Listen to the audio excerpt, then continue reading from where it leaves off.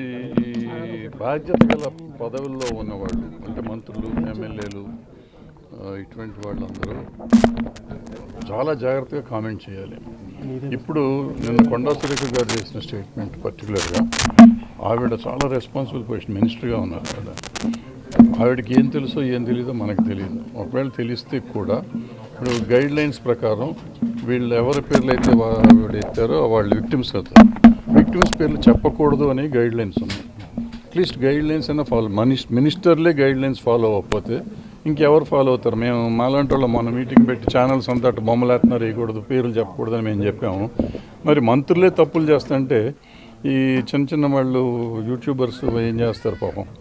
So ముందు guide lines తెలుసుకోవాల్సిన అవసరం మంత్రులకి, ఎమ్మెల్యేలకి, వీలైతే క్లాసులు పెట్టి ప్రభుత్వాలు వాళ్ళందరికీ ఏం చెప్పాలి ఏం చెప్పకూడదని ఆలోచించాలి. అయిపోయినాక టార్గెట్స్ చేసి సినిమా వాళ్ళని టార్గెట్ చేసి చెప్పడం అనేది చాలా తమాషా అయిపోయింది, ఈజీ అయిపోయింది. అంటే వీళ్ళు ఏం చేసినా ఊరుకుంటారు, ఏం చేసినా పడతారు అనేది చాలా ఎక్కువగా ఉంది వీళ్ళందరికీ. ఇది రైట్ కాదు. నిజంగా ఊరుకున్నంతకాలం ఊరుకుంటారు. తిరగబడే రోజు వచ్చినప్పుడు ఎప్పుడైనా తిరగబడతారు. తిరగబడే రోజు రాకుండా ఉండాలని, తిరగబడే పరిస్థితికి తేకుండా ఉండాలని వీళ్ళందరినీ రిక్వెస్ట్ చేస్తున్నారు. ఇప్పుడు ఒక ఏకతాట మీదకి వచ్చారు, ఇది చాలా శుభపరిమాణం అంటున్నారు. కానీ అప్పుడు చంద్రబాబు వాళ్ళ వైపు తిరిగినప్పుడు అప్పుడు ఎవరో మాట్లాడలేదు ఎందుకని ఒక క్వశ్చన్ వస్తుంది. దానికి దీనికి సంబంధించి సినిమాని గురించి కదా మనం మాట్లాడుతున్నాం. అంటే అప్పుడు సినిమాని గురించి కదా మనం మాట్లాడుతున్నాం. సినిమాని గురించి మాట్లాడుతున్నాం. మన ముఖ్యమంత్రి అంటావు, చంద్రబాబు అంటావు, తెలుగుదేశం అంటే ఇవన్నీ కాదు. మనం రాజకీయాల్లోకి వెళ్ళబాకున్నాం.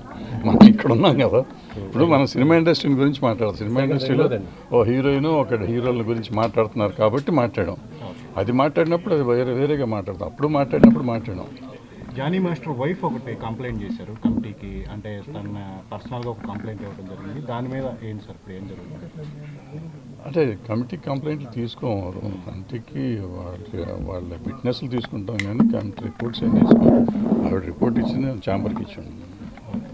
జానీ మాస్టర్కి బెయిల్ సంబంధించి బయట పెట్టే అవకాశం మీరు అంటే మాది రిపోర్ట్ వచ్చినట్టు బయట పెడతాం. రిపోర్ట్ వచ్చిన రిపోర్ట్ రావాలి కానీ టైం పడుతుంది. Take some time, few days రాగానే. ప్రధానంగా ఒక ఆరోపణ అంటే జానీ మాస్టర్ మీద మీరు పదవిని తొలగించారు కానీ ఆ అమ్మాయి కార్డు విషయంలో ఎలాంటివి తీసుకోలేదు అనేది ఒక విమర్శ ఉంది. దాని మీద ఏం చేయాలి? కార్డు ఆ రోజు చెప్పాను, కార్డు ఇస్తున్నామని చెప్పారు. కార్డు యూనియనే చెప్పింది, నేను చెప్పాను మధ్యలో. యూనియన్ అంతకు ముందే వచ్చి కార్డు ఇచ్చేస్తున్నామని చెప్పింది. కార్డు కూడా రెడీ అయిపోయి ఉంది, ఇస్తారు. బట్ మిగిలిన సాల్వ్ అయినాక ఎవరు శిక్ష పడాలి, ఈ అమ్మాయికి ఆ అబ్బాయికి అనేది తెలియదు కదా మనకి. ఇంకా అది ఏం శ్రీరెడ్డి వట్లిపి అక్కడ కూర్చున్నప్పుడు కూడా మీ కమిటీ కూర్చోలేదు. జానీ మాస్టర్ విషయంలో ఎలా కూర్చున్నారు? ఒక జానీ మాస్టర్ విషయంలోనే ఎందుకు ఇంతగా స్పందించారు అని మీరు అనుకుంటే నా తప్పు కాదు.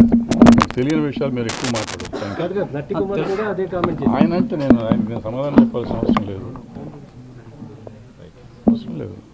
ఇప్పుడు మేమేం చేస్తున్నాం అనేది మీకు తెలియదు. మీరు తెలుసుకుంటే మాట్లాడండి. If you have enough knowledge or enough evidence in that, please speak. I will speak out. కొన్ని మేము చెప్పకూడదు అనుకున్నా చెప్పుకోవాలి, చెప్పాలనుకునే చెప్తాం.